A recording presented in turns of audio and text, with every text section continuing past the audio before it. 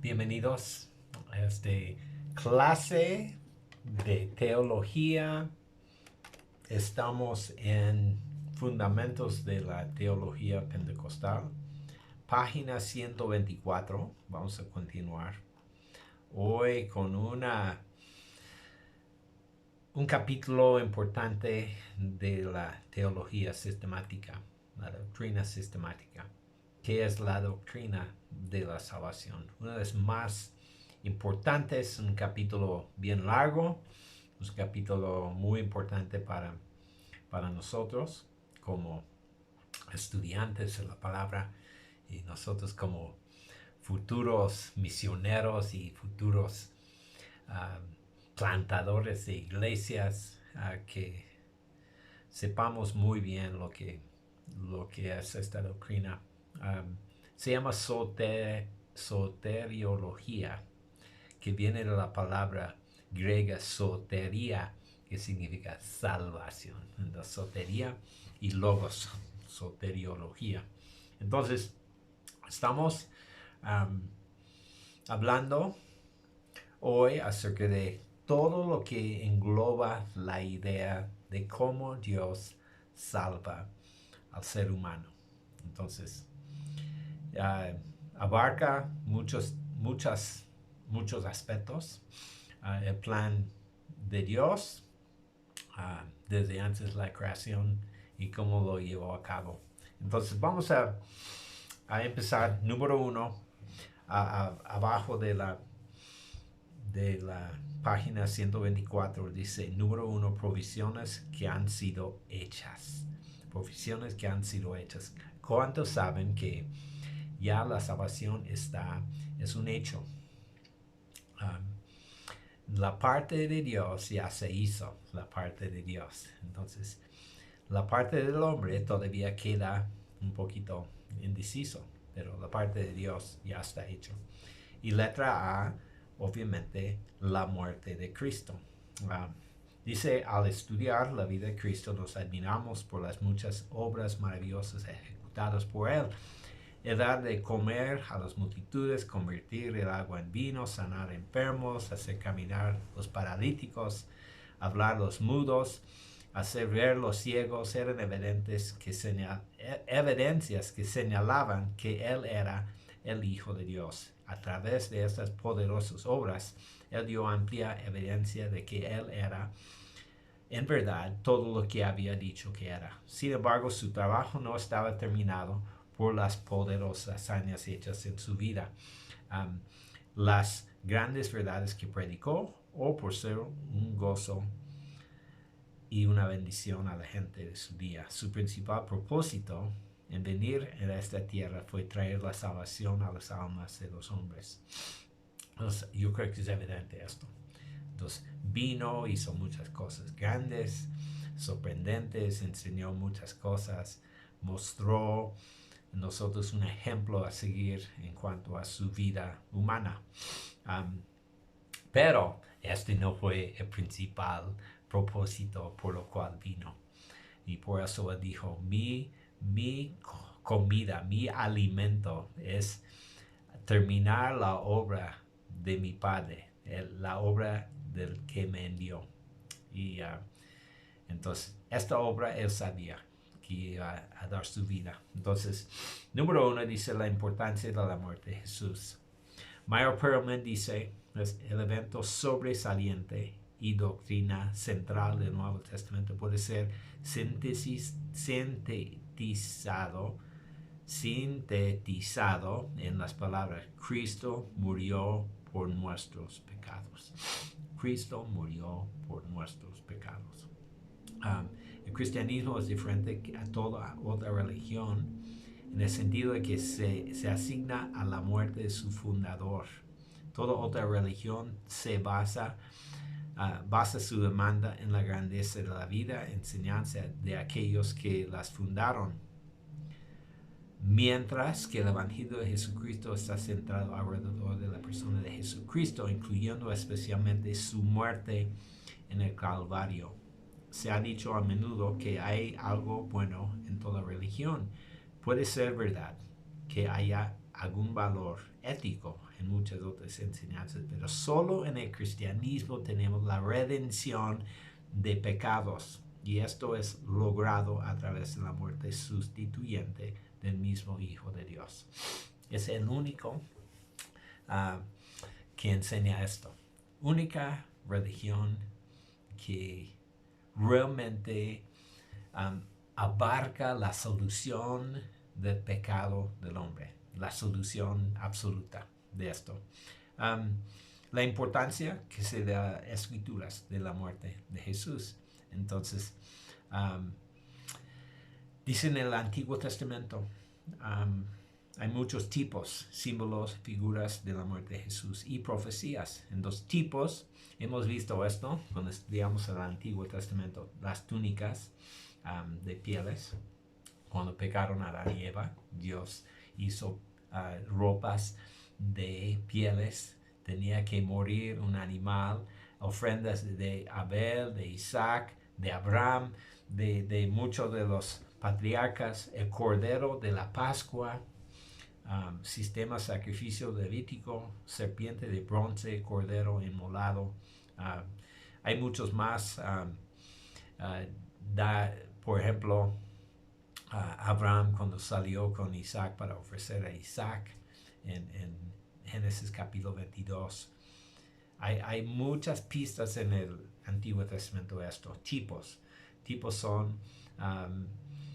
son símbolos proféticos que van a tener su cumplimiento en Cristo. Profecías. También hay muchas profecías. Menciona algunos aquí: el simiente de la mujer, Génesis 3:15. La crucifixión en Salmo 22, sufrimiento vicario en Isaías 53, Mesías cortado, pastor herido. Entonces hay muchas profecías que también hablan de la misma muerte de Jesús, que hablan directamente a la muerte de Jesús. Entonces, en el Nuevo Testamento, Torrey dice que la muerte de Jesucristo es mencionada directamente más de 175 veces en el Nuevo Testamento, ya que hay casi 8,000 versículos. Podría decir que cada 45, uno de cada 45 se refiere a este tema. Dicen, declara, los últimos 3 días de la vida terrenal de nuestro Señor ocupan alrededor de 1/5 de las narraciones en los 4 evangelios. Ya se habla de las preparaciones y el mismo muerte de Jesucristo. Relación con la encarnación.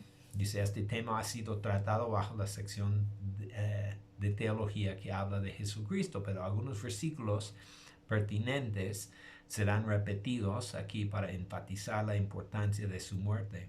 Jesús participó en carne y sangre a fin de que pudiera morir. Aquí dice en 1 Juan, dice, así que por cuanto los hijos participaron de carne y sangre, Él también participó de los mismos para destruir por medio de la muerte a que tenía el imperio de la muerte. Esto es el diablo. Entonces, significa que Él tenía que compartir nuestra naturaleza de carne y sangre. Entonces, le dicen que la prueba contundente de que Jesús era un ser humano es que murió como cualquier otro ser humano. Es una de las verdades fundamentales del Evangelio. 1.3 dice, Pablo, note cómo Pablo enfatiza la muerte, la sepultura y la resurrección de Cristo como constituyentes del Evangelio. En 1 Corintios capítulo 15, del versículos 1-4, dice, Cristo murió por nuestros pecados, fue sepultado según las Escrituras y levantó de la muerte según las Escrituras. Número 4, 1.4, es necesario para la salvación del hombre. Ese es como el centro de esta doctrina. Es necesario su muerte. dice aquí en Mateo 16, desde entonces comenzó Jesús a declarar a sus discípulos lo que era necesario ir a Jerusalén y padecer mucho de los ancianos, de los principales sacerdotes, de los escribas, y ser muerto y resucitar al tercer día.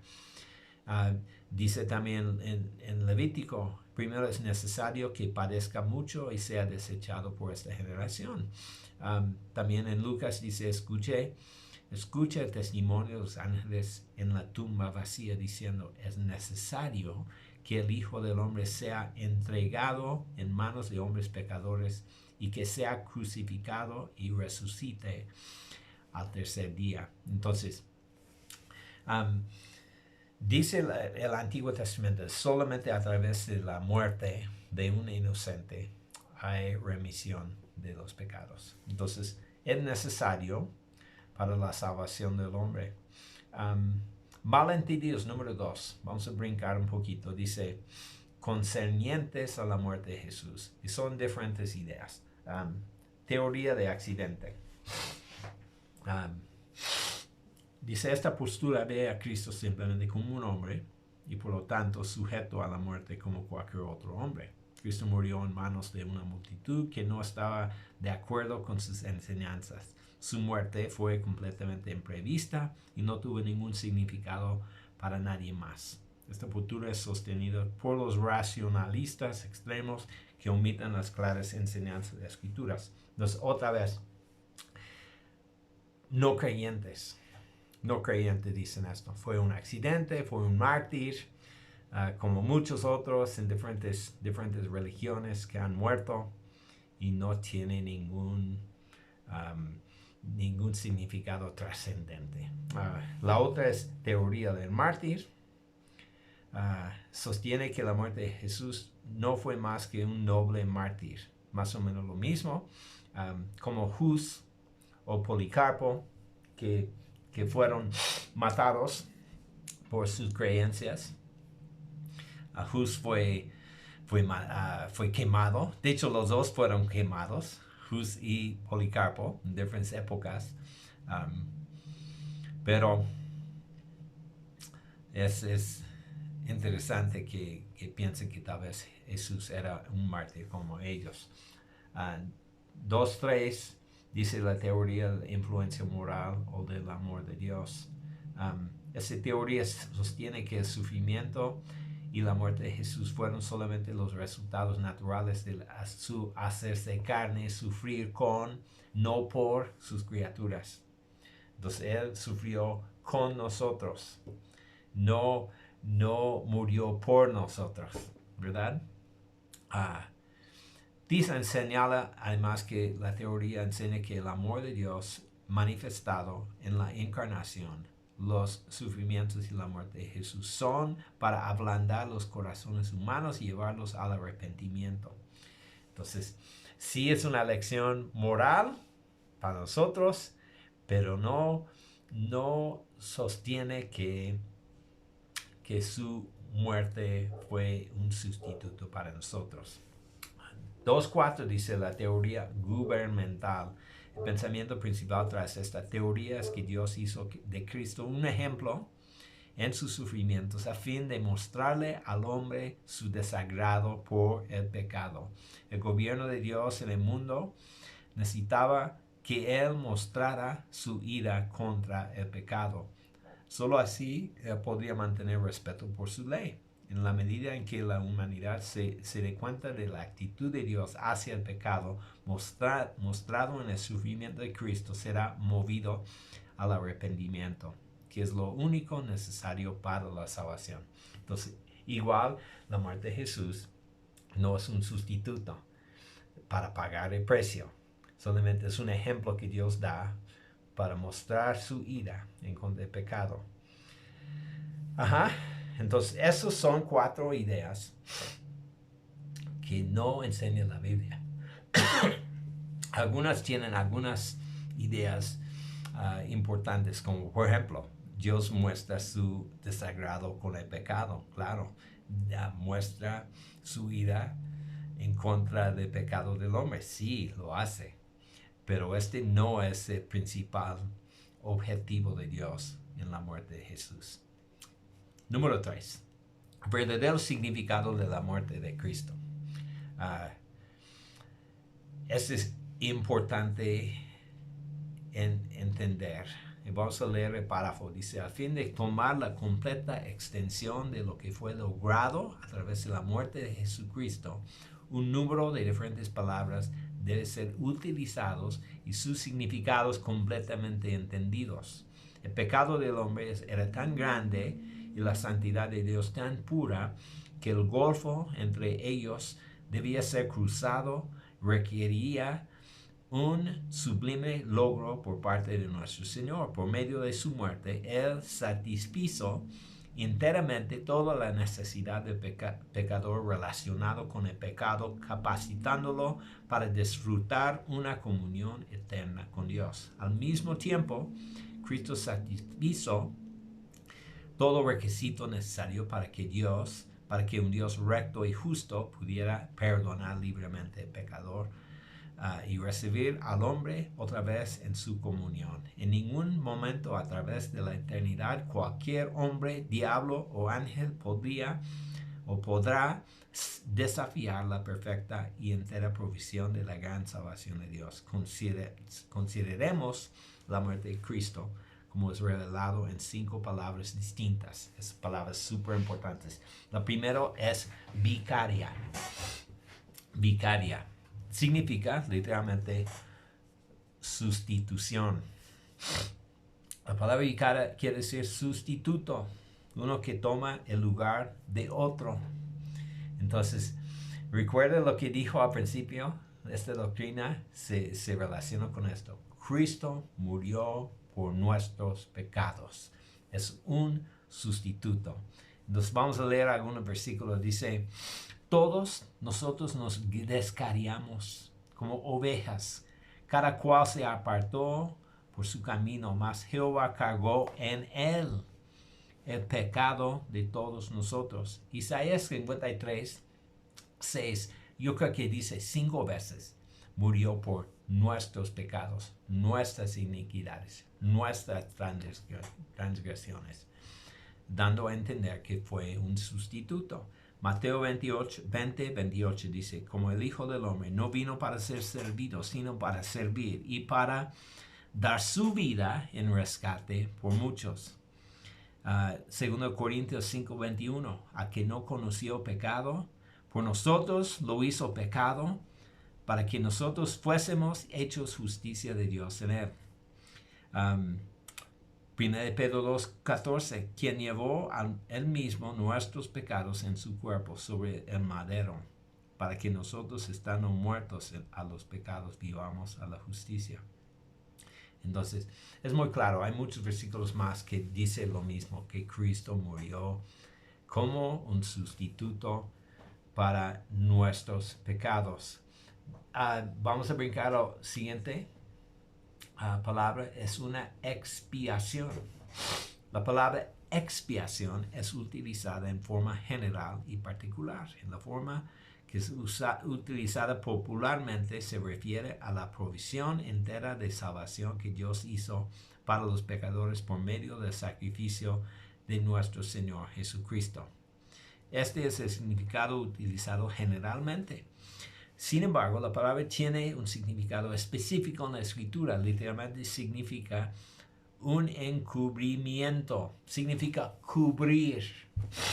Cubrir. Es una palabra del Antiguo Testamento. En el Antiguo Testamento debe hacerse una expiación por las transgresiones individuales. Entonces, ¿cómo se hizo? Se hizo con el sacrificio en el Antiguo Testamento de un animal inocente. Un animal inocente, perfecto, sin defecto. Y los pecados están transferidos al animal que hace expiación, que cubre temporalmente la culpa de los pecados. Dice en Levítico, un versículo, cuando una persona pecare e hiciere prevaricación contra Jehová, para expiación de su culpa traerá el sacrificio a Jehová. El sacerdote hará expiación por él delante de Jehová. ¿Y cómo lo hace? Matando el animal. Lo hace matando. Y dice, y obtendrá perdón de cualquiera de todas las cosas que suele ofender. Entonces, esa fue la manera antigua para esto. En Romanos, dice en Romanos capítulo 3, versículo 24, que dice, Dios ofreció a Cristo como sacrificio de expiación que se recibe por la fe en su sangre. Entonces, el sacrificio de Jesús fue un sacrificio de expiación que cubre el pecado, cubre la deuda, ¿verdad? Siguiente palabra, 3.3, dice una propiciación. Es algo similar a la palabra expiación. Propiciación significa algo un poquito diferente. Dice Romanos 3.25, Dios puso como propiciación por medio de la fe en su sangre para manifestar su justicia a causa de haber pasado por alto en su paciencia los pecados pasados.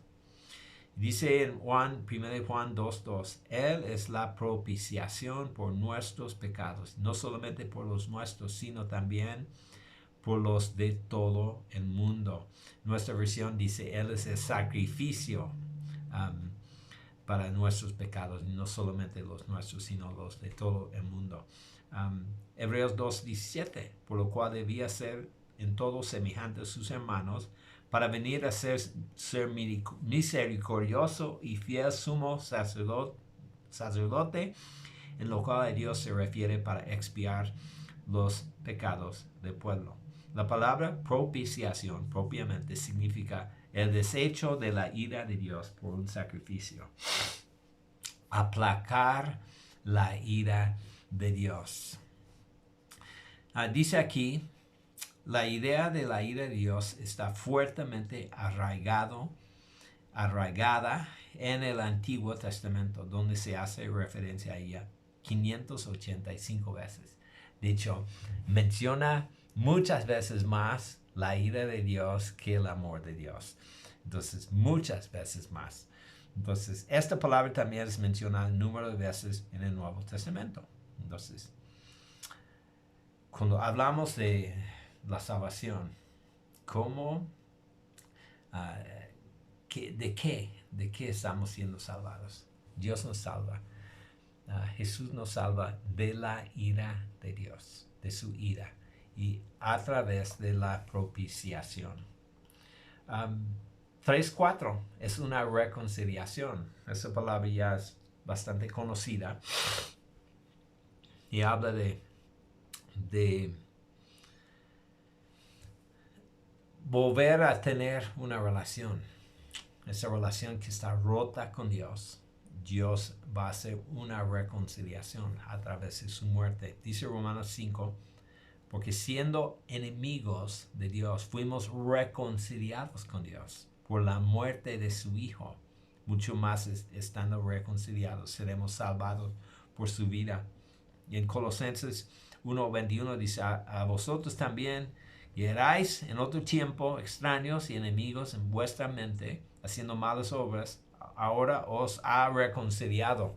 Entonces, perdona el lenguaje, pero dice, hemos sido reconciliados con Dios. La Escritura aplica la palabra reconciliación a ambos, Dios y el hombre. Todo esto proviene de Dios, quien nos reconcilió consigo mismo por Cristo y nos dio el ministerio de la reconciliación. Así que somos embajadores en el nombre de Cristo, como si Dios rogase por medio de nosotros. Os rogamos en el nombre de Cristo, reconcílianse con Dios. Entonces, Dios quiere poner fin a la enemistad y volver a tener una relación. Entonces, esa es la reconciliación. Siguiente, un rescate o una redención. La palabra redención y rescate son términos intercambiables. Redención significa literalmente pagar el rescate. Entonces,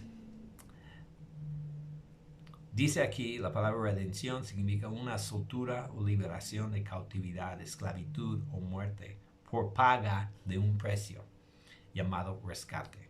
De ahí que la palabra tenga doble significado, significa la paga de un precio, al igual que la liberación de cautivo. Entonces, liberación a través de una paga. Entonces, dice, como dijo, no vino para ser servido, sino para servir y dar su vida en rescate por muchos. Esa es la redención. La liberación que obtuvo Jesús se llama redención.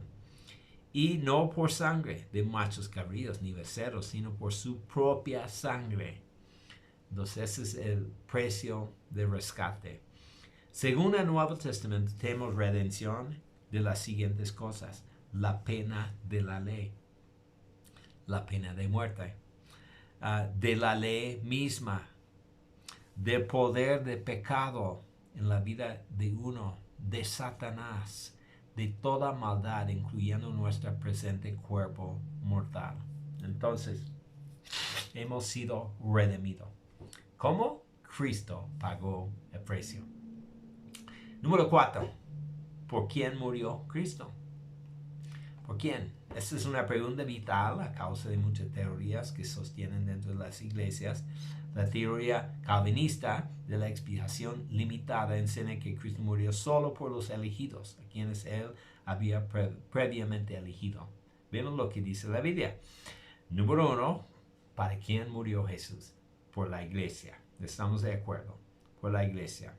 Él lo dice en las Escrituras claramente, que murió por nosotros. 4.2. Por el mundo entero. Hay un volumen de escritura aún más grande para mostrar que Cristo murió por el mundo entero, por cada individuo. Dice en Isaías 53, todos nosotros nos descarriamos como ovejas, cada cual se apartó por su camino, mas Jehová cargó en él el pecado de todos nosotros. En Juan 1:29, aquí el Cordero de Dios que quita el pecado del mundo. 1 Timoteo, el cual se dio a sí mismo en rescate por todos. En 1 Juan 2:2, Él es la propiciación por nuestros pecados, y no solamente por los nuestros, sino también por los de todo el mundo. En muchos versículos vimos esto cuando estudiamos calvinismo, que la Biblia enfatiza que muchas veces que murió por todos. Por todos. Entonces, ¿qué de los niños? La gracia de Dios cubre a infantes, a niños pequeños que llegan a la edad de uso de razón o de responsabilidad moral. Si Jesús realmente murió por todos, entonces parecería que estos pequeños también estarían incluidos en su expiación. Si Cristo murió por todos los hombres, entonces los pecados de todos están potencialmente cubiertos por el derramamiento de su sangre. Pero hay un pecado especial que Jesús dijo que el Espíritu Santo condenaría, que es el pecado de incredulidad. De incredulidad. Que dice, no creo, no acepto. Eso es rechazar el Evangelio, es rechazar a Dios. Ese es el pecado que finalmente no está cubierto. Entonces, los niños, los bebés no tienen uso de razón para tomar esa decisión. Entonces, por eso creemos de una forma u otra, Dios sabe cómo van a ser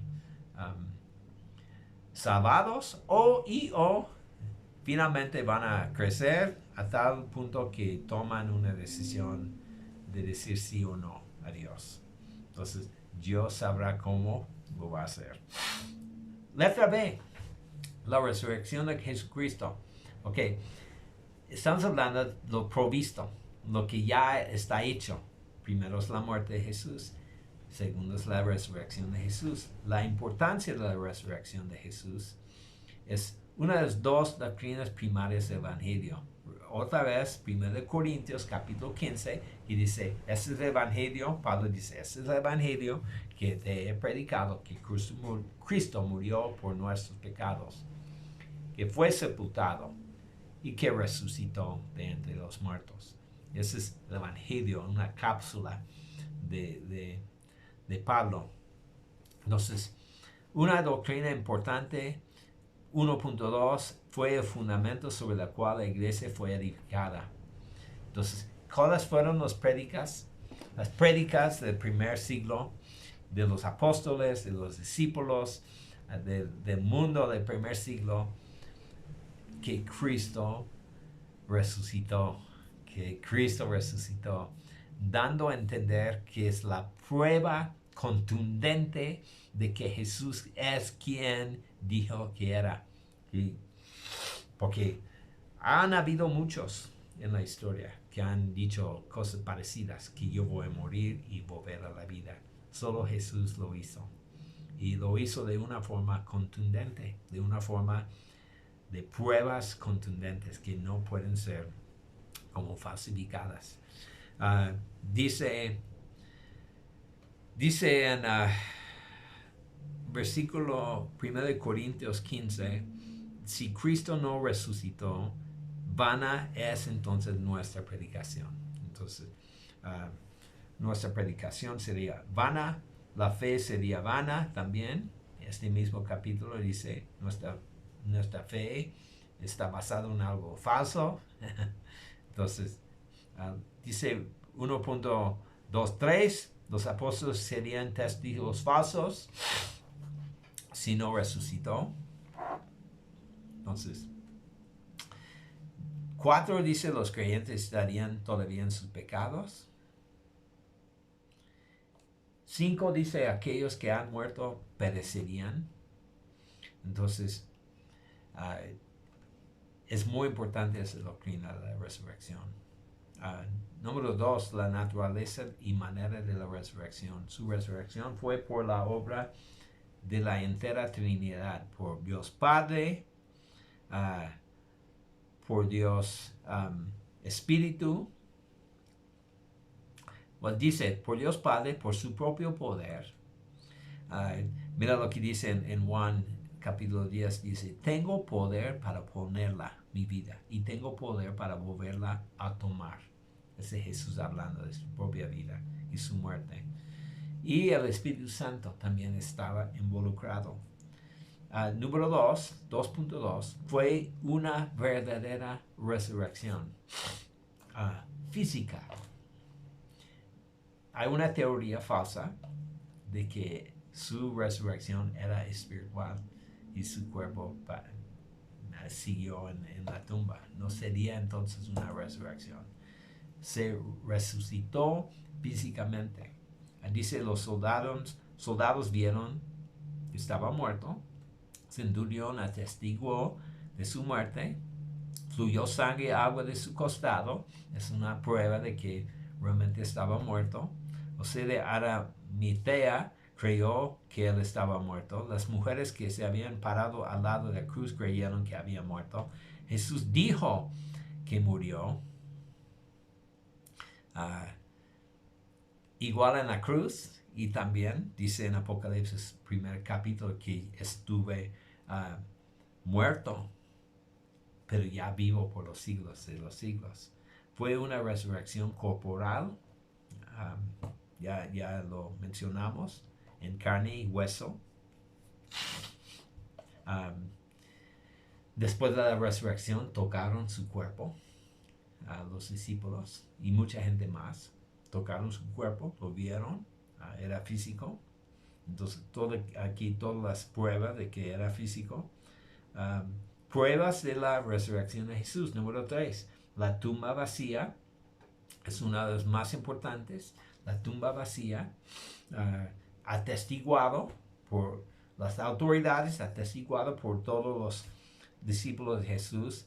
Los lienzos del sepulcro, cuando entraron, Juan entró directamente a la tumba o fue Pedro que entró. Juan se quedó afuera. Pedro entró y vio los lienzos, vio las ropas de Jesús ahí. Entonces, no fue desafiado en el primer siglo. Súper importante esto. En el primer siglo fue aceptado como una verdad. Aceptado por las autoridades, por los historiadores y por los testigos. 3.4 dice 3 efectos que demandan una causa. El día del Señor. El hecho que los primeros discípulos, siendo judíos, cambiaron el día de adoración del antiguo, honrando día de reposo al primer día de la semana, día de la resurrección. Dice la iglesia cristiana es otra prueba. Cómo creció, cómo nació y creció. El Nuevo Testamento, ese es el libro de la resurrección de Jesucristo. Entonces, son testimonios de la resurrección. Número 4, los resultados o beneficios de la resurrección. Provee un fundamento firme para nuestra fe. Firme, fundamento firme. Dice aquí en 1 Pedro, mediante el cual creéis en Dios, quien le resucitó de los muertos y le ha dado gloria para que nuestra fe y esperanza sean en Dios. Y entendemos esto. Dice aquí, solo Dios puede levantar a los muertos. Él probó que Él es Dios cuando levantó a Jesús. Dice en segundo lugar, la resurrección provee un fundamento firme para nuestra fe en Jesucristo. Su resurrección es una firme afirmación de que Él es todo lo que declaró ser, el verdadero Hijo de Dios. Así en Romanos 1 dice que fue declarado Hijo de Dios con poder según el Espíritu de Santidad por la resurrección de entre los muertos. En otras palabras, la prueba contundente de que Jesús es Dios es la resurrección. 4.2 dice, provee una certeza de perdón de pecados. Entonces, la certeza es que realmente la muerte de Jesús cumplió. Y la resurrección es la prueba. Número 3, 4.3 dice, tenemos un sumo sacerdote comprensible, misericordioso y fiel en el cielo. 4.4 asegura al creyente de todo el poder necesario para la vida y servicio. 4.5 el creyente tiene la certeza de resurrección e inmortalidad. Entonces, 1 Tesalonicenses 4.14 dice, porque si creemos que Jesús murió y resucitó, así también traerá Dios con Jesús a los que durmieron en él. Significa, nosotros vamos a resucitar también.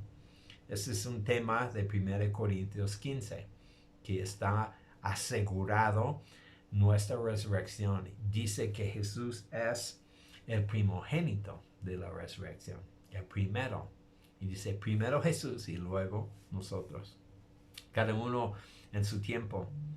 Garantiza la certeza de un día de juicio.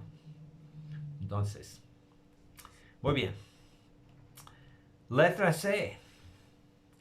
La ascensión y glorificación de Jesús. Su ascensión. Entonces, ¿qué tenemos? Las cosas ya hechas. Jesús murió, Jesús resucitó y luego ascendió y fue glorificado. Su ascensión. Entonces, no se quedó en la tierra, sino estaríamos todavía tratando con Jesús, hombre, aquí en la tierra. Él regresó con su Padre. La ascensión, dice, nos referimos a aquel evento en que Él dejó esta tierra en su cuerpo de resurrección y fue visiblemente llevado al cielo. Entonces, este pasó en el libro de Hechos. En Marcos 16 dice, el Señor después de que les habló fue recibido arriba en el cielo. En Lucas dice, y los sacó fuera de Betania hasta Betania y alzando las manos los bendijo y aconteció que bendiciéndolos se separó de ellos y fue llevado arriba en el cielo.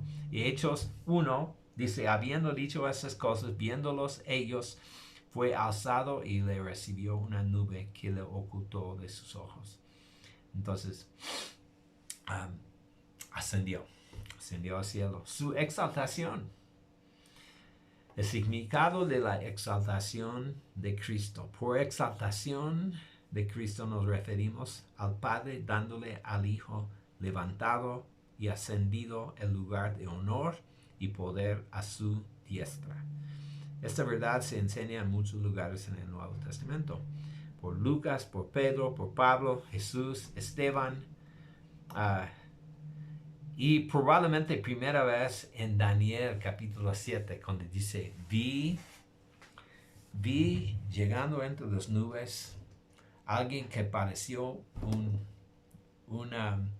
ser humano que se acercó al venerable anciano en el trono y se le dio autoridad, poder y gloria y soberanía. Y entonces, esta es una escena de Cristo resucitado que regresó y fue exaltado. Y por eso Jesús podía decir, se me ha dado toda autoridad en el cielo, en la tierra, debajo de la tierra. Porque recibió todo esto, su exaltación.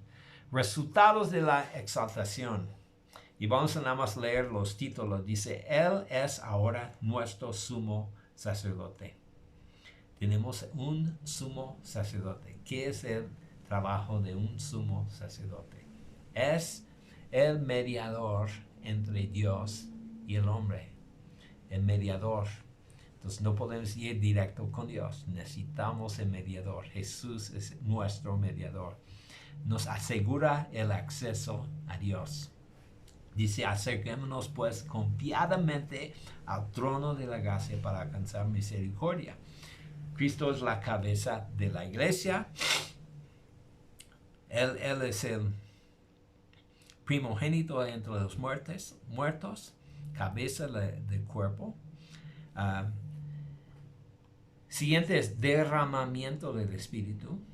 Cristo dijo, si me voy, enviaré el otro consolador. Entonces, es una promesa de Padre. Es lo que dijo en Hechos capítulo 1. No se alejen de Jerusalén, esperan la promesa. Cuando viene el Espíritu Santo sobre ustedes, recibirán poder, ¿verdad? Dio dones a los hombres y a la iglesia. Eso es en Efesios 4. Él está preparando un lugar para los suyos. Eso es lo que dice en Juan 14. Voy a prepararles un lugar. Número 3. Los valores prácticos de las doctrinas de la ascensión y glorificación. Entonces, leemos los títulos. Un incentivo a la santidad. Un incentivo para nosotros. Nos impulsa a vivir santos. Una correcta concepción de la iglesia. Una correcta actitud hacia el mundo.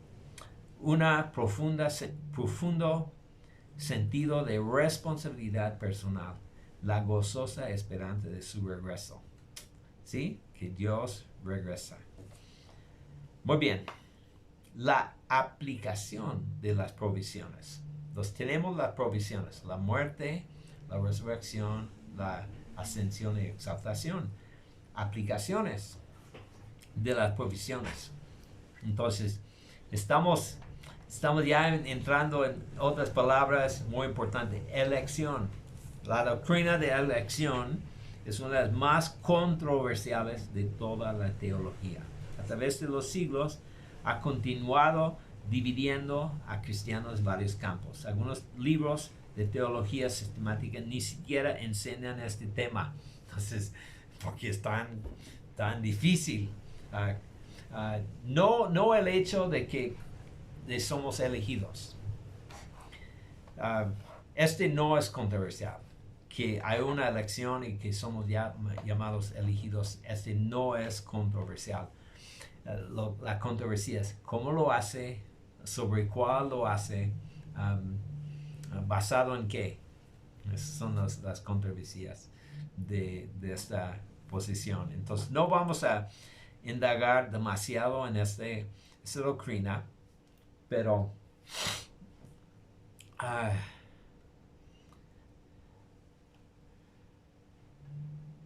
¿Qué quiero decir en esto? Porque hay mucho escrito aquí. Nada más saber que estamos elegidos. Dice aquí, la elección es siempre según la presciencia de Dios. ¿Ok? Presciencia de Dios. Esa es una de las tendencias acerca de la elección. Dios sabía de antemano los que iban a ser salvos y los eligió. Entonces, más o menos es algo que creemos. Que Dios sabía quiénes iban a responder a Él con fe y esto lo movió a elegirnos. ¿Ok? Más bien. Letra B, arrepentimiento. El arrepentimiento es un tema poco predicado dentro de nuestras iglesias de día de hoy. Algunos han enseñado que no es necesario, que estamos viviendo en una dispensación diferente que no lo requiere. Ellos citan las palabras de Pablo a la pregunta del carcelero filipenses. ¿Qué debo hacer para ser salvo? La respuesta de Pablo es esto: cree en el Señor Jesucristo y serás salvo, tú y tu casa. Entonces, es una parte, creer. Sabemos que el arrepentimiento a veces es el primer paso hacia la provisión de Dios. Definición, dice: significado, raíz de arrepentimiento, es un cambio de mentalidad o un propósito. Es un cambio sincero y cabal de la mentalidad y disposición en cuanto al pecado. Involucra un cambio de perspectiva, cambio de sentimiento, un cambio de propósito. De aquí podemos decir que contiene tres elementos: el intelectual, el emocional y el voluntario. Entonces, afecta esas tres cosas. Tiene que hacerlo mentalmente, emocionalmente, y es un acto de tu voluntad. En vez de leer todo esto, quiero decir más o menos esto. El pecado o el arrepentimiento involucra estas cosas: reconocer el pecado, aceptar, tomar una decisión total de rechazar el pecado. Perdón. Rechazar el pecado. Volver a Dios. La palabra significa dar una vuelta, regresar, ¿no? Volver a Dios totalmente, sinceramente, cabalmente. Y el último es someterse a Dios. Entonces, muchas veces hacemos los primeros dos y no hacemos los últimos dos. Y finalmente el último, someternos a Dios. Y si no hacemos todo esto, estamos destinados a volver a pecado, porque no lo hicimos totalmente. Entonces, intelectual, tienes que saberlo. Emocional, tomar una decisión, involucra las emociones y la voluntad, a volver a Dios totalmente. ¿Está bien?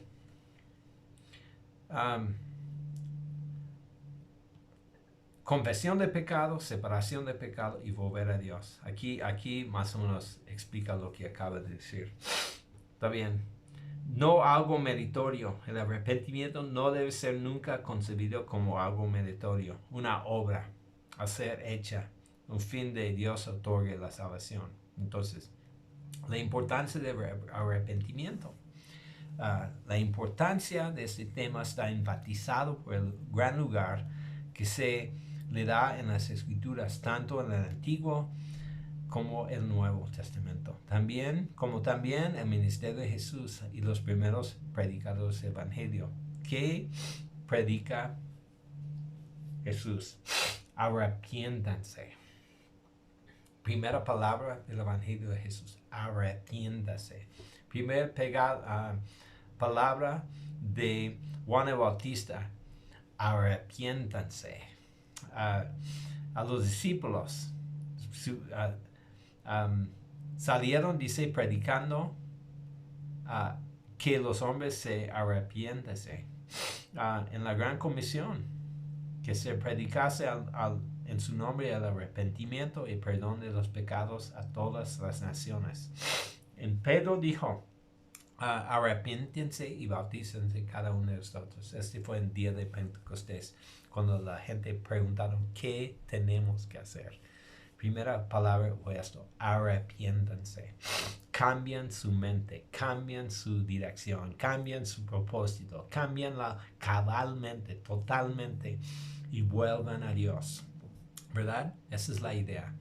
2.3, el arrepentimiento es la voluntad de Dios para todo hombre. ¿Sí? ¿Qué dice la palabra? Dios no quiere que nadie se pierda, sino que todos procedan al arrepentimiento. ¿Verdad? Número 3, la forma en que el arrepentimiento es producido. Número 1, es un don de Dios. Es un don de Dios. Dice, de manera que también a los gentiles ha dado Dios arrepentimiento para vida. Entonces, según Timoteo dice que con mansedumbre corrija a los que se oponen, por si quizá Dios les conceda que se arrepientan para conocer la verdad. 3.2, a través de medios instruidos divinamente.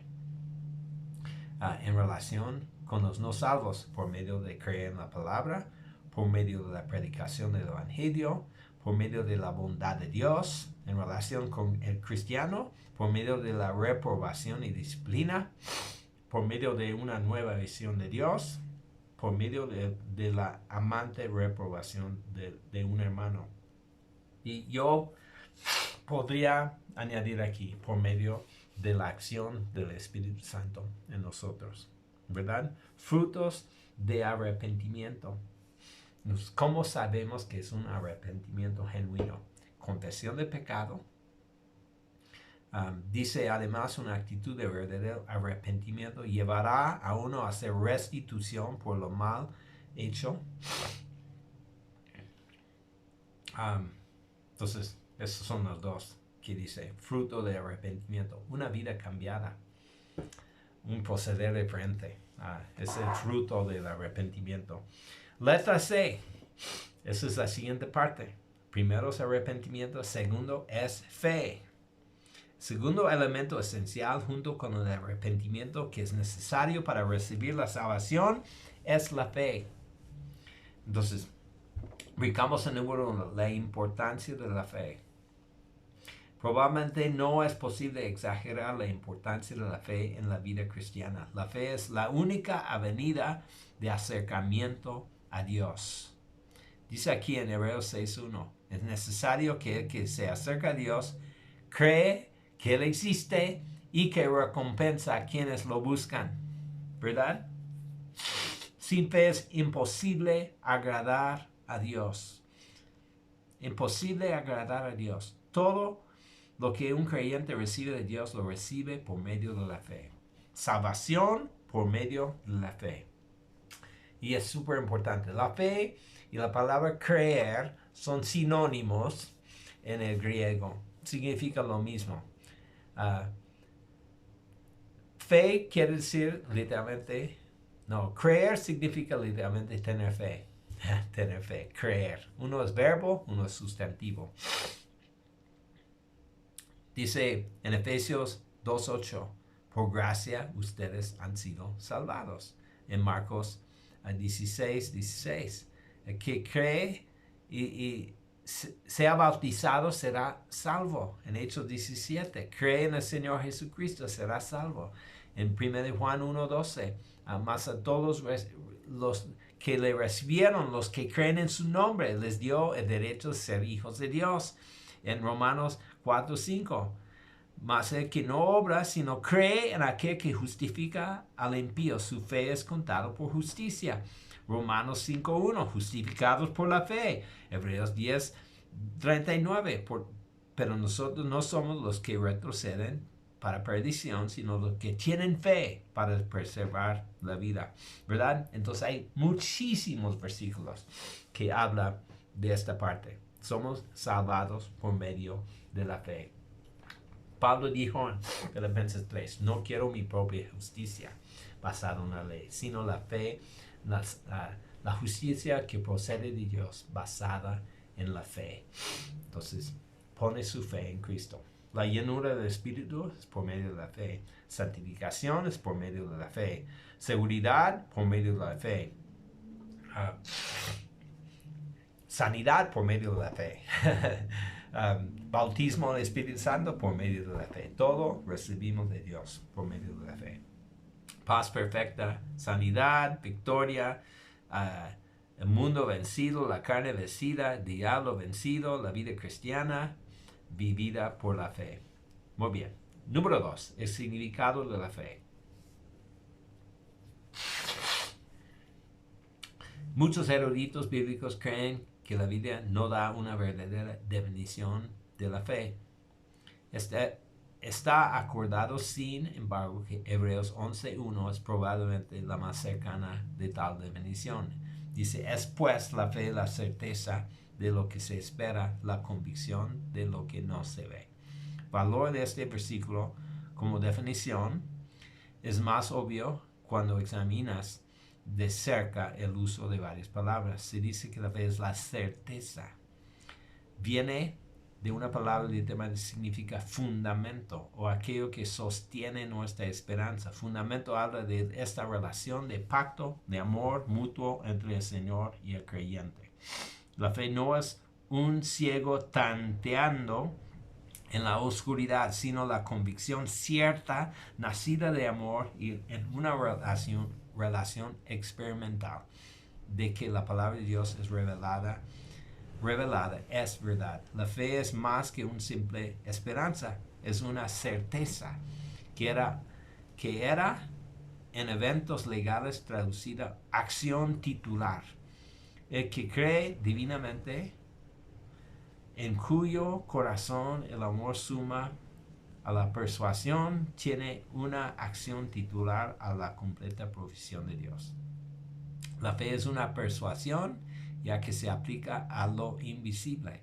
Las realidades del reino de Dios son por naturaleza realidades invisibles a la vista natural. La fe es la facultad por lo cual las realidades espirituales son percibidas como reales y capaces de ser realizadas. Aquel que tiene fe tiene ojos para lo espiritual. La fe es al cristiano verdadera convicción. No necesita ninguna otra convicción a fin de proceder de acuerdo con la voluntad de Dios revelada. En griego clásico, la palabra convicción era a menudo traducida prueba. La fe es un fundamento y una prueba. Entonces, yo me gusta esta explicación del significado. La convicción, la certeza de que esas realidades son la verdad. Los elementos de la fe. Perdón, estoy teniendo una reacción alérgica, pero vamos a continuar. Los elementos de la fe. Intelectual, emocional y voluntario. Es lo mismo que el arrepentimiento. Tiene una parte intelectual que conocemos, una parte emocional que usamos y un acto de la voluntad.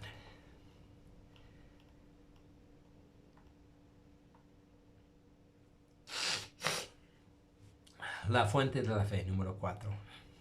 Aunque muchas otras bendiciones relativas a la vida cristiana son recibidas por la fe, han sido sugeridas en esta sección sobre la fe. Estamos particularmente interesados aquí en la parte que tiene la fe, en la experiencia de la salvación y cómo es recibida esta fe salvadora. Muchas veces en que confrontemos individuos con el Evangelio y les digamos que todo lo que tienen que hacer es creer, estos contestarán, pero es tan difícil creer. Si una persona está tratando de creer en su fe, o en algo que está haciendo, es difícil porque ni su fe ni sus obras son suficientes. Y ella se da cuenta de ellos, de esto. La fe está basada en lo que Dios ha hecho y lo que Él ha prometido, no en nada del hombre. Entonces vamos a brincar aquí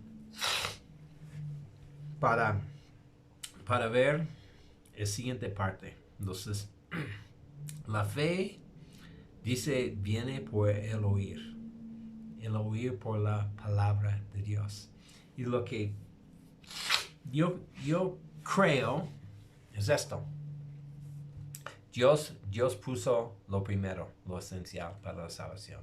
La muerte, la resurrección, la provisión, la redención, la expiación, todo fue ofrecido por Dios. Y la parte que nos ponemos nosotros es el arrepentimiento y la fe. Es la parte del hombre. Entonces, finalmente dice aquí, concedido evangelio de la gracia al hombre pecador suena demasiado bueno para ser cierto. Pero cuando uno considera que está planeado por Dios y llevado a cabo por Él, no debería ser difícil tomarlo como su palabra. Esto es fe. Letra D. Avanzamos. La justificación. Definición. La justificación por fe es la verdad fundamental de la profesión salvadora de Dios para los pecadores culpables y perdidos. Entonces, la justificación, dos párrafos abajo, dice, ha sido definida como el acto de Dios por el cual declara justo a aquel que cree en Cristo. Entonces, la justificación es una declaración legal de inocente sobre el pecador. Cuando declara justo, le declara inocente al pecador. Es un acto jurídico. Es un acto jurídico. En el momento de la salvación de un ser humano, jurídicamente, legalmente, está declarado no culpable. Está declarado justo. ¿Está bien?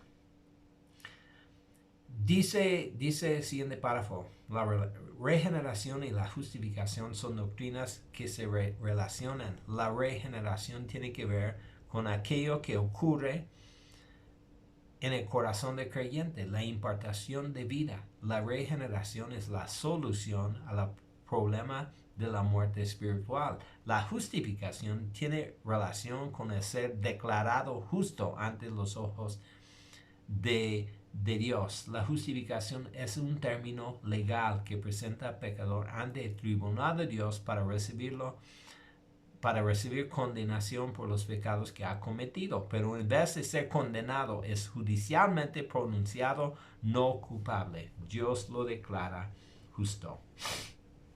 Entonces, la regeneración, vida, nueva vida.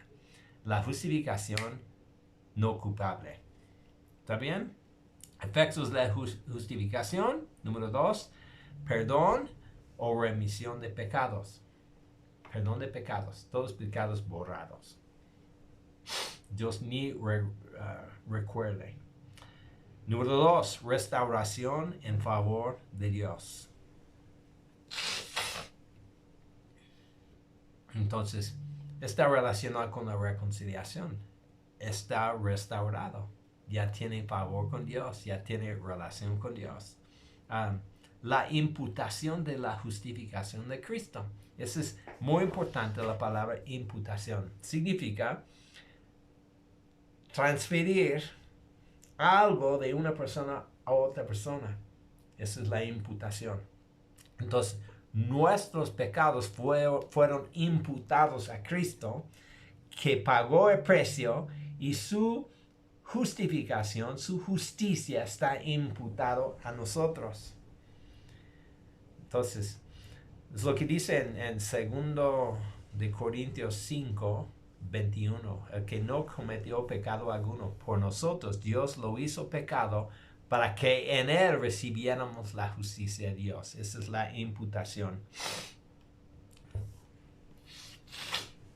Número 3, el método de la justificación. Es muy importante que entendamos el método por el cual Dios justifica al pecador. La justificación es la base de nuestra posición delante de Dios. Por supuesto, no es algo que debe ser tomado livianamente. Dios no puede pasar por alto el pecado por la grandeza de su corazón. Debe preservar su propia santidad y justicia. Como dice en Romanos 3:26, Dios es justo y a la vez el que justifica a los que tienen fe en Cristo. Un plan divino por medio del cual los pecadores pueden ser declarados justos. Fuera del plan, la justificación no es posible. Entonces hay cosas que tenemos que hacer. Primero, saber, no es por obras. No es nada que nosotros podemos hacer nosotros. Absolutamente no hay ninguna manera que podemos pagar un precio para estar declarados justos delante de Dios. Entonces, dicen Romanos, no por obras, no por guardar la ley, igual, no es porque que cumplimos la ley, ¿verdad? Que hicimos todo bien, porque sabemos que no hay ninguno que lo ha hecho, ¿verdad? Es por el don de la gracia de Dios. Romanos 3 dice, siendo justificados gratuitamente por su gracia mediante la redención que Cristo Jesús efectuó. Y dice, para justificarlos por su gracia, llegamos a ser herederos conforme a la esperanza de la vida eterna. La palabra gracia dice griego charis, de donde obtenemos la palabra carismático. Originalmente significa belleza, conducta hermosa. Después se usó para significar cualquier favor otorgado a otro, especialmente al receptor, no merecía tal favor. Entonces, es un favor de Dios no merecido, que no merecemos y no pagamos, ¿verdad? Dice, por medio del sacrificio sustituto de Jesucristo, por medio de la fe solamente. Entonces, primera cosa es esto, regeneración, justificación. El siguiente, estamos ya en página 154, la regeneración. Dice, es de suma importancia conocer el significado de las palabras de Jesús. Dice, de cierto, te digo, el que no naciere de nuevo no puede ver el reino de Dios. Si no nazca de nuevo, no puedes ver el reino de Dios. No puedes entrar en el reino de Dios. Entonces la palabra traducida de nuevo en el versículo mencionado, a menudo significa de arriba. Así que muchos prefieren traducir la idea de que no naciere de arriba no puede ver el reino de Dios. Ser nacido una segunda vez no necesariamente lo pondría a uno en un plano más alto. ¿Qué es el nuevo nacimiento? Lo que no es una reformación, no es una religión, no es un cambio de corazón. Lo que es un nacimiento.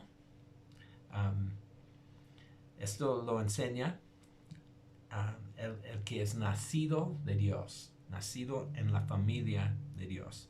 Es un nacimiento. El que no nazca de nuevo no puede entrar en el reino de Dios. Primero de Juan 1:12 dice, mas a todos los que recibieron, los que creen en su nombre, les dio el derecho de ser nacidos hijos de Dios. Es una limpieza, es un avivamiento, es una creación, es una resurrección. Y lo que creemos pasa en el instante de que uno recibe a Cristo y es sinónimo con la salvación, la regeneración. Entonces recibimos este nacimiento espiritual. La necesidad del nuevo nacimiento. Dice la palabra que carne y sangre no puede heredar el reino de Dios. Entonces tiene que ser una herencia espiritual, porque el reino de Dios no se puede ver sin él. Lo que dijo a Nicodemo, por la naturaleza primero de nacimiento del hombre, que no nace de la sangre y del espíritu, no puede heredar el reino de Dios.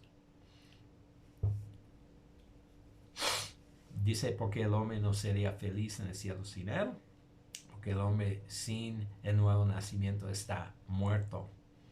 ¿Cómo recibe el nuevo nacimiento? Mediante ningún esfuerzo humano. El hombre no puede de ninguna forma, ni por virtud o esfuerzo propio, llegar a la posición de filiación divina. Filiación significa nacer en la familia de Dios. Ningún esfuerzo humano lo puede hacer. Tiene que ser nacido de Dios. El Espíritu Santo es el agente de esto. De hecho, usa la palabra nacido del Espíritu. La palabra de Dios tiene una parte vital. Entonces, si tiene algo que ver con la palabra. Es un misterio divino. Entonces, ¿cómo pasa que alguien nazca de nuevo? Entonces, vamos a ver mucho de lo mismo. Hay que creer en el mensaje del Evangelio. Hay que creer. Como dijo el carcelero, ¿qué tenemos que hacer para ser salvos? Y Pablo dijo, creen en el nombre del Hijo de Dios y serán salvos. Pues hay que creer y hay que aceptar a Jesús. Los resultados del nuevo nacimiento, eso es lo maravilloso. Llegamos a ser hijos de Dios, somos parte de su familia, hace que el creyente una nueva creación y participante de la naturaleza divina, capacita al creyente para vivir la vida de victoria sobre el pecado y sobre el mundo. Entonces, esa es la regeneración. Significa nacer de nuevo. Siguiente palabra es adopción. Adopción. Entonces, ya llegamos. Justificación, regeneración, adopción. Definición de adopción. Dice, es importante darse cuenta que la manera en que Pablo emplea la palabra adopción no tiene virtualmente nada en común con la forma en que es utilizado hoy en día. Según la costumbre humana, la adopción es un medio por el cual uno de afuera puede llegar a ser miembro de una familia. No es así en la familia de Dios. La palabra adopción significa colocar como hijo. El creyente, después de convertirse en hijo de Dios por medio del nuevo nacimiento, avanza inmediatamente a una madurez de posición, siendo constituido como un hijo adulto a causa de la ubicación legal de la adopción. No hay un periodo de niñez en la espera de la responsabilidad cristiana. Dios dirige la misma apelación a la santidad y al servicio a todo cristiano, sin importar el tiempo que haya sido salvo. Significa que estamos inmediatamente adoptados, colocados como hijos. Entonces, los resultados de la adopción,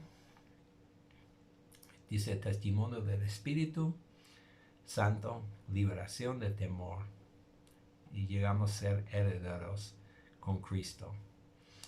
Llegamos a 160, la santificación.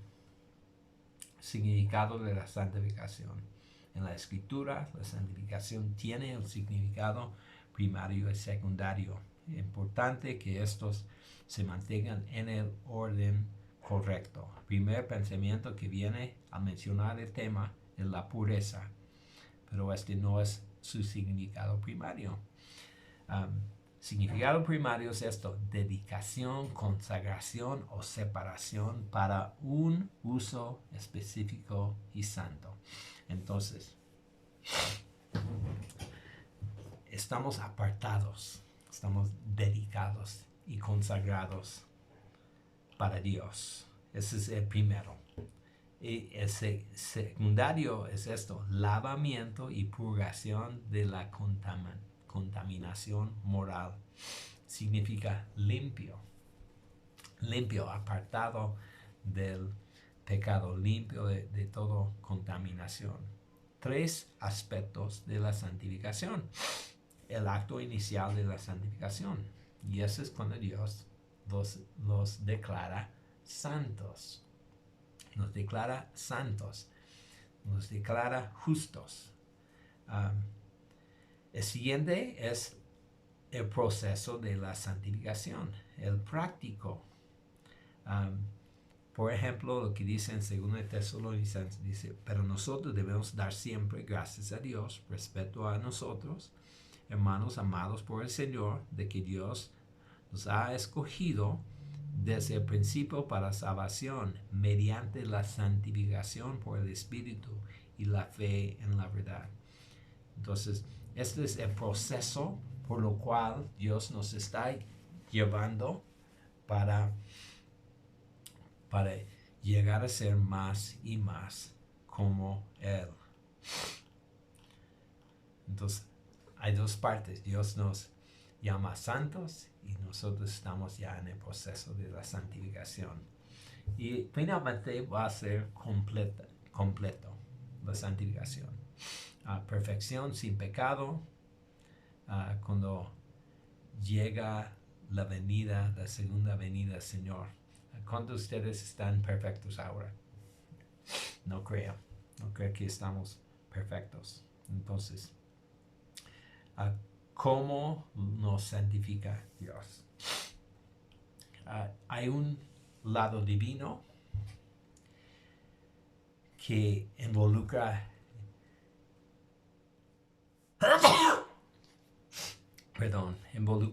los 3 partes de la divinidad: el Padre, el Hijo, el Espíritu Santo. Yo pondría hasta más énfasis sobre el Espíritu Santo y su obra en nosotros para ayudarnos a vencer las obras de la carne y elegir las cosas de parte de Dios. Entonces, la Biblia menciona que el Espíritu Santo está con nosotros en esto. Y hay el lado humano. Hay cierta responsabilidad del ser humano a cooperar y obedecer y mantenernos. La Biblia menciona todo esto, que tenemos que caminar en esto, tenemos que esforzarnos, tenemos que pensar en las cosas de arriba y usar nuestro intelecto, emoción y voluntad para decidir, obedecer. Entonces, y dice aquí ceder al Espíritu y tener una dedicación a esto. Letra H dice certeza. Dice: la más grande necesidad en la vida es creer en el Señor Jesucristo y encontrar la vida eterna. Hay un versículo muy clave que no está aquí. Dice en 1 de Juan capítulo 5: escribo estas cosas a ustedes para que sepan que tienen la vida eterna. Para que sepan que tienen la vida eterna. Entonces, ¿qué padre para nosotros para que podamos tener una certeza de nuestra salvación? Dice algunas razones para la falta de certeza. Número 1, es lo clásico: buscamos certeza a través de guardar la ley o mediante buenas obras. Este siempre es una falsa esperanza. La gran mayoría del mundo está basando su fe en esto. Preguntas a la gente, ¿cómo vas a ir al cielo? Porque soy buena persona. ¿Basado en qué? Pues soy más bueno que otros, ¿no? No es por buenas obras. Entonces, brincamos aquí. Medios positivos de certeza. Por testimonio del Espíritu. Romanos 8 dice esto. El que cree en el Hijo de Dios, no es el primer Juan, el que cree en el Hijo de Dios tiene este testimonio en sí mismo. En Romanos 8 dice, el Espíritu mismo da testimonio a nuestro espíritu de que somos hijos de Dios. Entonces, 1 Juan 3 dice, y en esto sabemos que Él permanece en nosotros por el Espíritu que nos ha dado. Entonces, el Espíritu Santo nos da testimonio que somos salvos. El testimonio de la palabra de Dios, ¿sí? Por ejemplo, Romanos 10:9 dice, si confiesas con tu boca que Jesús es el Señor y crees en tu corazón que Dios lo levantó de entre los muertos, serás salvo. Entonces, agarramos estas promesas de la palabra para tener certeza.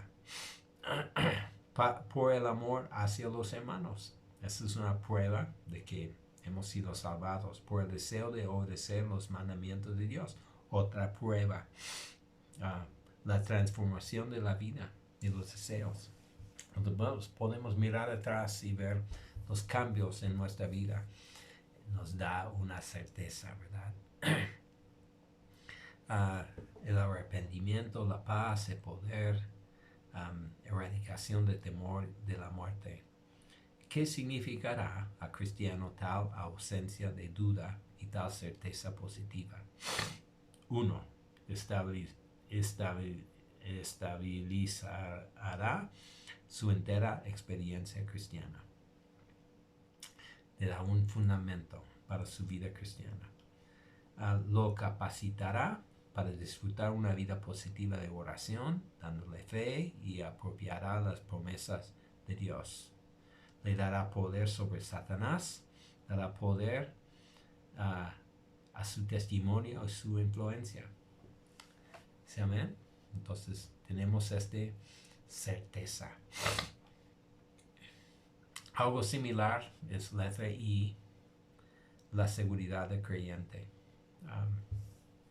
El problema, dice, si hay un hecho desgarrador en nuestra nación o es la multitud de hermanos y hermanas a nuestro alrededor que alguna vez han servido al Señor en la iglesia, han profesado la vital experiencia de salvación, han dado evidencia de haber recibido el bautismo del Espíritu Santo, hasta han predicado la palabra de Dios, pero hoy no hacen ni sombra en la puerta de la iglesia, no tienen ninguna pretensión de servir al Señor, que una vez profesaron amar con todo su corazón.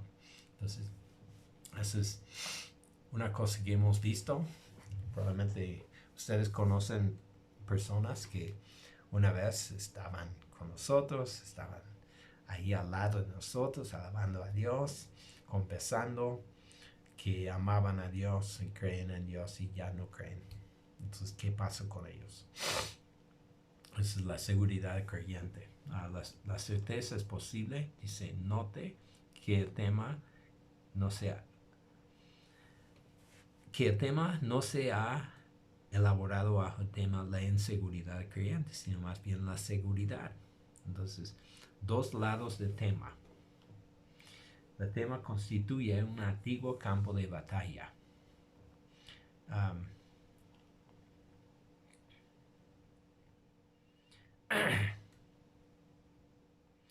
Dice, la salvación y toda bendición espiritual vienen de Dios, pero el hombre tiene una parte en toda transacción espiritual. Entonces, personas me han preguntado, de hecho un pastor me preguntó un día, ¿alguien puede perder su salvación? Y yo le contesté, porque yo sabía que era calvinista. Y digo, si depende de Dios, no. Si depende del hombre, sí. Y esos son los dos lados. Al lado divino, donde la palabra dice que nadie puede arrebatármelos de la mano. Y al lado humano, donde Él puede tomar una decisión de rechazar a Dios. Y los calvinistas dicen, entonces, aquel que dice que no, que rechaza a Dios, finalmente nunca fue salvo. Y es como empezamos esta sección, diciendo que había personas que antes sí aparentemente caminaban con Dios, amaban a Dios, creían en Dios, que se apartaron de Dios. Entonces, dice balance en las escrituras. No vamos a leer esta parte. Hay balance en esto.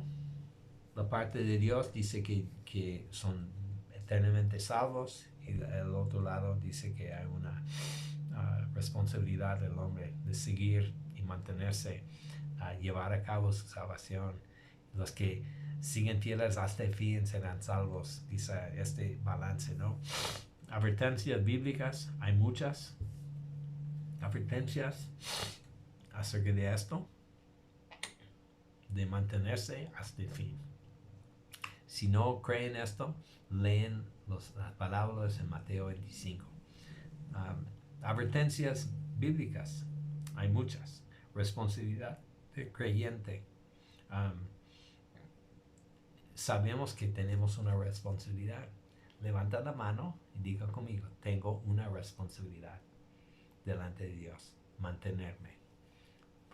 Según Pedro capítulo 1 dice, precisamente por eso, esfuércense por añadir su fe, virtud, entendimiento, dominio propio, devoción a Dios, todas esas cosas. Si hacen esas cosas, no caerán jamás. Entonces, responsabilidad creyente. Termina con una ilustración aquí. Entonces, esas son las palabras importantes. La doctrina de la salvación. Provisión de parte de Dios. La muerte de Jesús, su vida de sustitución, su resurrección, su ascensión al cielo. Todo esto provee la salvación. Y luego la otra parte es cómo esto está aplicado al ser humano. Arrepentimiento, fe, y esas cosas que necesitamos nosotros hacer con la mente, con las emociones y con la voluntad. Responder a Dios. Y todos los beneficios vienen. La justificación, la regeneración, la adopción, la santificación, la certeza. Todo esto viene como resultado de lo que Jesús hizo. Entonces, es por gracia, es por fe,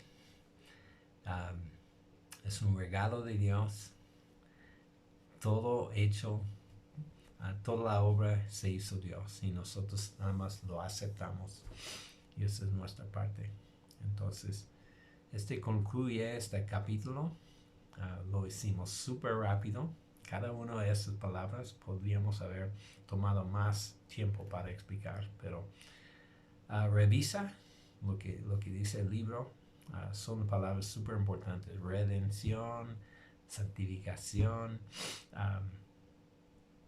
propiciación, expiación. Esas son palabras que ustedes tienen que poder manejar y explicar a los demás. Bendiciones y nos vemos siguiente clase.